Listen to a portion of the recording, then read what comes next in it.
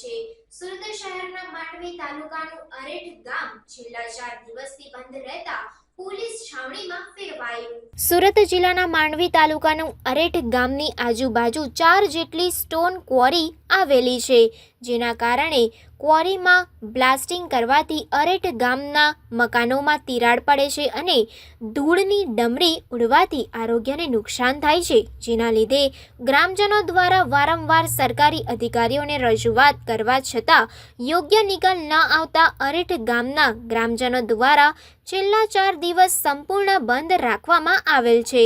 અરેઠ ગામ સંપૂર્ણ પોલીસ છાવણીમાં ફેરવાઈ ગયું છે। સરકારી તંત્ર દ્વારા યોગ્ય નિકાલ ન કરવામાં આવે તો ગ્રામજનો દ્વારા ઉગ્ર આંદોલન કરવાની ચીમકી પણ ઉચ્ચારવામાં આવી છે।